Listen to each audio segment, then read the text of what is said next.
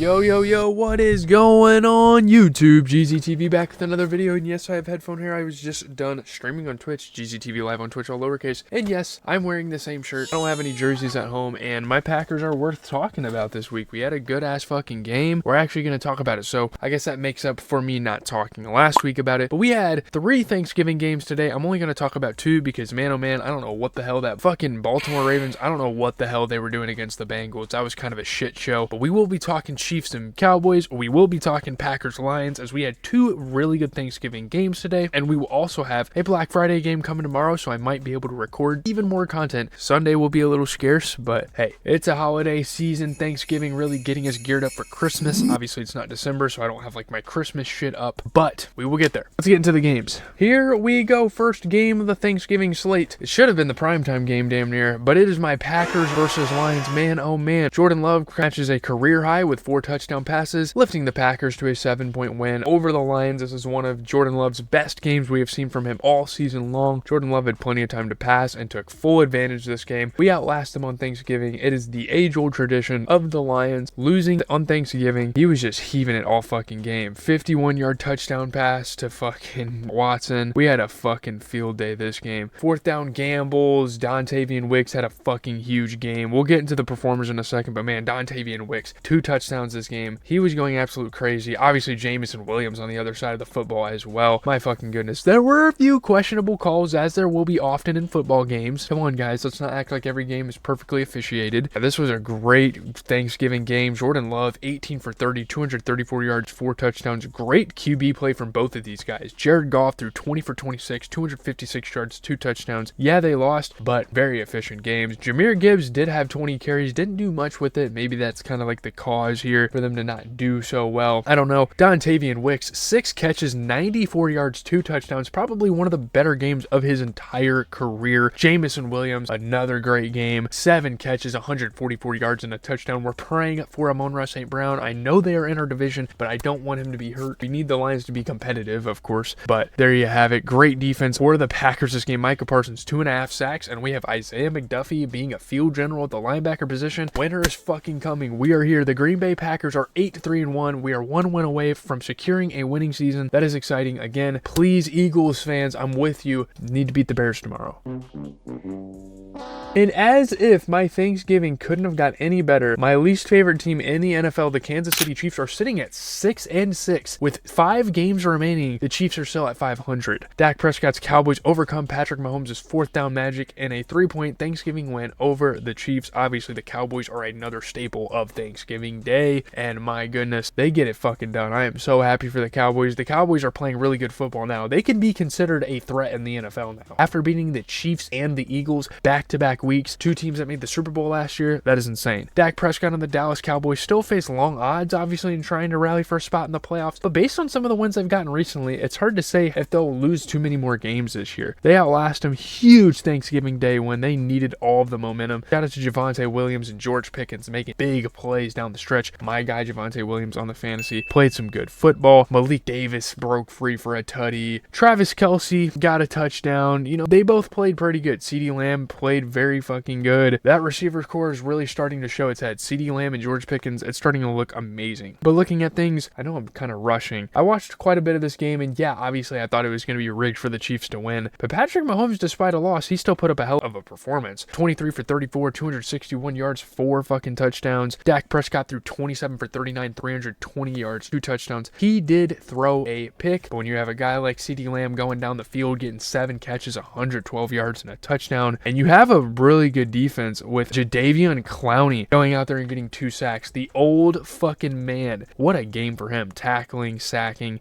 great stuff. You look at the Chiefs side of the football, and you get a Rashee Rice game of 8 catches, 92 yards, and 2 touchdowns. I do think that's their guy moving forward, so we'll have to see. I mean, obviously Xavier Worthy and him had a bit of a competition for a while, but shout out to the Dallas fucking Cowboys, man. That's a big time win. I'm normally not a fan of them, but that's a really dope win to get. I'll see you guys in the next games. Guys, I'm not even joking when I say this, but I do think the Bears have a chance to win the fucking Super Bowl this year based on how they've been playing in their first 12 games of the season. But getting into the Black Friday game, we had the Bears versus the Eagles. What a damn game. The Bears' dominant rushing attack leads to their 5th straight win. They get a 9-point win. Obviously, the Eagles are kind of reeling right now. Their fans are booing them like a bunch of pussies, mind you, but not a real fan base at all. Y'all are some bitches. I'm calling y'all the fuck out. Dude, this fucking run attack. Kyle Monangai rushed for 130 yards off of 22 carries and had a touchdown. DeAndre Swift had 125 yards. He also had a touchdown. And the Chicago Bears finished with 281 yards on the ground to win their 5th straight game. And this is one of the best running performances the Bears have had in like 40 fucking years. Pretty insane. Bears get a statement win, really just trying to show the NFL that they are legitimate. They are not to be slept on. They are not to be underrated, and they get it going. Caleb Williams making beautiful throws. Obviously not the greatest game. He threw a touchdown, but he also threw a pick. Pretty ugly game for Caleb Williams. I'm not here to praise him, but still a great throw when it mattered. Kyle Monangai, such a good fucking game. Jalix Hunt had a crazy pick on Caleb Williams. Like, yeah, no doubt Caleb Williams made some mistakes, and it was a bit of a shaky game. Probably could have been a little closer than it was, but the Bears just keep finding ways to get wins. A.J. Brown, obviously spectacular plays. He was amazing this game. Really one of the only players to keep the Eagles in it off of 10 catches, 132 yards, and 2 touchdowns. I mean, you look at Jalen Hurts, 19 for 34, 230 yards, 2 touchdowns. He did throw a pick. I do think he outplayed Caleb Williams a little bit. I'm not going to lie though, Saquon Barkley has been very, very underwhelming in the last couple of weeks for this team. But looking at the Bears, Cole Kmet had 3 catches for 36 yards, including that insane touchdown reception and great throw by Caleb Williams. Again, the Bears make plays when it matters. They're one of the most clutch teams into the NFL without a doubt. And I mean, looking at their defense, they came out to play too. Kevin Byard being a great guy in the secondary, and I can't remember the one guy's name. He had a pick, but he's had like 8 turnovers this year, which is fucking insane. So shout out to the Bears. They deserve all the praise right now. Yo, what is going on, everyone? GZTV, and we are here to cover the Sunday slate of games. A crazy blockbuster just ended, and I didn't even really get to watch it. I was watching It Welcome to Derry, but we are going to talk. I think we have like 6 games to talk about from today. It was actually a really good game of football. We are going to start here with the Houston Texans versus the Indianapolis Colts, a division rivalry. Let's get into it. So the Texans corral a usually high-scoring Colts. They narrowed the AFC South race with a 4-point win at Indy. CJ Stroud provided a glimpse of what Houston could look like in December and January if he stays healthy. He is back, and that is great news. And the fact that he's back and they're continuing to win games, and they're actually a pretty good team in the league. I think the only thing that's stopping them is home field advantage, not being there all the time. They make up ground. They get the win. They are now only 1 game away from winning the division, which is fucking insane to look at. Cam Bynum picking off CJ Stroud. CJ Stroud did make some mistakes in this game, but he came out there. He threw a pick, but 22 for 35, 276 yards for a return. I'd say that's pretty good. The Colts defense is pretty good as well. So there you go. Nico Collins had a go-ahead touchdown run, and he played really good as well. 5 catches, 98 yards. Of course, it's Nico Collins. Nothing short of excellent. Daniel Jones was connecting to a lot of his young receivers, guys like Tyler Warren, and Daniel Jones actually played a pretty good football game. And the story is he broke his fibula and was playing on a broken leg, basically. He came out 14 for 27, 201 yards, and 2 touchdowns. And that doesn't sound impressive, but with a broken leg, that's insane. Nick Chubb muscles his way into the end zone, and I like how him and Marks are kind of like a duo backfield for this team, and they have looked really good. Getting into some of the top performers, Jonathan Taylor ran the hell out of the ball. Didn't get the most out of it, but 21 carries, trying to alleviate things off of Daniel Jones. Alec Pierce had 4 catches for 78 yards and a touchdown. He's been kind of a deep threat receiver for this team for a couple of years now. And looking at the Texans defense, I mean, Azeez Al-Shaair, Sheldon Rankins, they got a really good thing going with that defense. Moving on to kind of a mid-game I don't care to talk about, but the Dolphins are on the rise. Saints versus Dolphins. I don't think the Dolphins are going to make the playoffs. They have like a 2% chance maybe, but Devin Achane rushes for 134 yards and a touchdown. The Dolphins beat the Saints by 4. This is their 3rd straight win, so this is probably the best the Dolphins have looked all season long. I have a pencil in my hand, so if you hear clicking, this was crazy. Crazy sequences on the onside. They like ruled him that he got the onside successfully, but then they ruled the ball like short of the 45, which was absolutely insane. When the Miami Dolphins needed a big play, their defense delivered for sure, because their offense was kind of struggling a little bit. Shout out to Devin Achane. They thwarted the comeback. Show launched a huge touchdown pass to Vele. They threw a pick 2, which was kind of funny in true Tyler Shaw rookie fashion. Tyler Shaw couldn't really get the ball down the field, and he threw 26 for 38 for 2 touchdowns. He was accurate and he was throwing touchdowns, but threw technically 2 picks and just wasn't really airing the ball out as well as he probably should have. Shout out to Vele. That's a young guy. He was kind of taking catches from fucking Chris Olave. He had 8 catches, 93 yards and a touchdown. The Dolphins stuffed the Saints on 4th down. They secure a win. That was a dumb play call, and Tyler Shaw, you saw him on the QB sneak. Like this was a game I watched a lot of. He was definitely kind of like delayed and like running to the push. Tua Tagovailoa got picked off by Kool-Aid McKinstry, and Tua Tagovailoa, despite the pick, not a bad game. 12 for 23, 157 yards. Just a lot of errant passes this year. Just a lot of, yeah, this guy has CTE moments.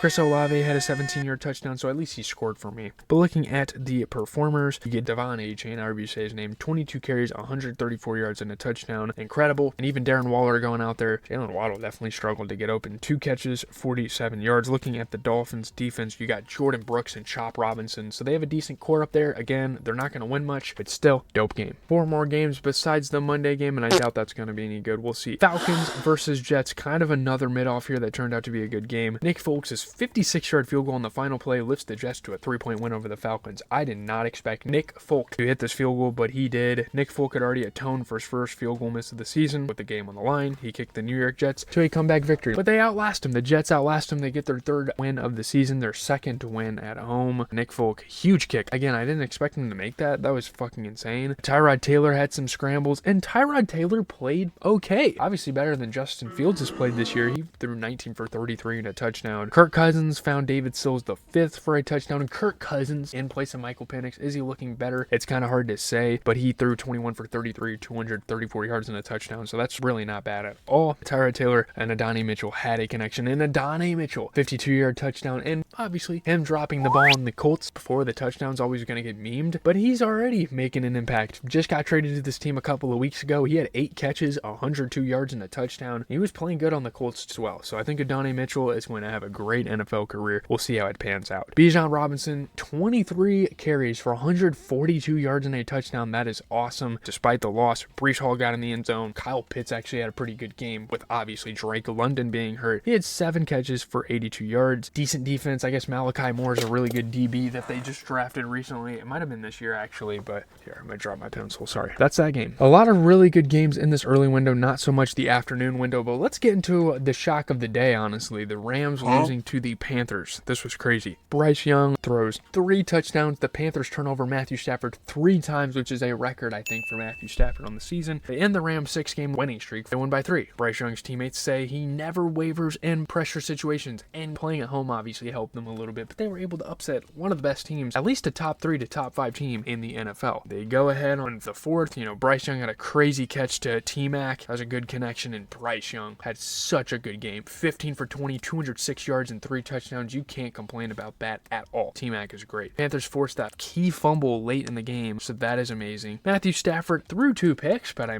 guess despite that, 18 for 28, 243 yards, 2 touchdowns. Yeah, that 2 picks definitely hurt him, but there you go. Kyron Williams put the Rams on top with a rushing touchdown, but it was really a guy like Blake Corum out there keeping them in this game and being efficient. Former Michigan Wolverine, 7 carries, 81 yards and a touchdown. He played great. Puka Nacua, one of the craziest catches I have seen all year, and he didn't play the greatest, but that catch was fucking insane if you guys saw it. And kind of looking at some of the performers, I don't know who these guys are. You have like Xavier Smith or something like that for the Rams, going 3 catches for 82 yards. Jalen Coker, I think is his name for the Panthers. He had 4 catches for 74 yards and a touchdown. This was a pretty wacky game, and I think the fact that the Panthers won it is already wacky enough. And they just added that. Shout out to Derek Brown as well, being a veteran on this team and being a really good pass rusher. I got green in the background to remind you of my Packers, by the way, and I keep switching my lights throughout the video. Don't mind me. Here we go. I believe this is the last game until we get into the primetime one, which is a fucking strange one. We have the Cardinals versus the Buccaneers. The Buccaneers are staying strong in the worst division in the NFC, and they are not letting the Panthers get any leeway. They get a much needed victory. This is a big win for them. They hold them off. The Cardinals were looking pretty good though. There was a lot of tough competition in this game. Jacoby Brissett linking up with Trey McBride, and those two having such a connection, and those two literally being on my same fantasy team. Jacoby Brissett threw 29 for 40, 301 yards, 2 touchdowns. He threw a pick, but pretty underwhelming stuff from the Buccaneers allowed that to slide, I guess. I guess the pick did kind of cost them the game. Bam Knight delivered the Cardinals' first touchdown in the game, and he was very efficient. He had 11 carries for 62 yards. I think it was a receiving touchdown, though. Shout out to Trey McBride as well, though. This offense was firing on all cylinders. It's just they couldn't get the game done. Trey McBride had 8 catches, 82 yards, and a touchdown to no avail. I don't really know. Bucky Irving, first game back from injury. I'm sure everyone's excited for that. That is cool. He scored a touchdown there, which is awesome. The Bucs get tricky. They get Tristan Wirfs into the end zone for a touchdown. So a lot of fun stuff. This was a cool game. Not a game in the early window I really paid attention to, but still a game worth talking about against two NFC teams. Baker Mayfield in the win, 18 for 28, 194 yards and a touchdown. Pretty unproblematic game. It's obviously going to take away from his MVP case, but still, he had Chris Godwin to throw to, who had 3 catches for 78 yards. You look at the defensive end, I mean, Vita Vea being a great pass rusher, being a D tackle and getting a sack is not easy. So,